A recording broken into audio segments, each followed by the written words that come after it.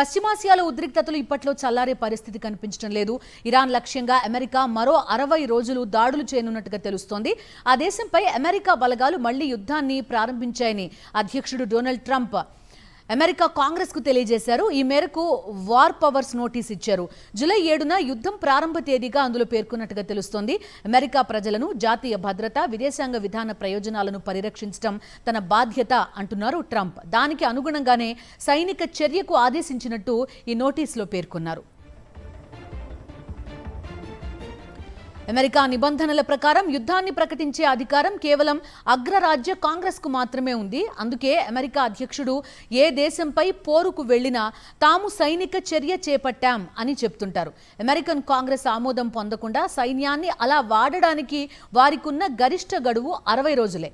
60 రోజుల్లోగా కాంగ్రెస్ ఆమోదం తెలపాల్సి ఉంటుంది. లేదంటే ఆలోగా సైనిక చర్య ఆగిపోవాలి.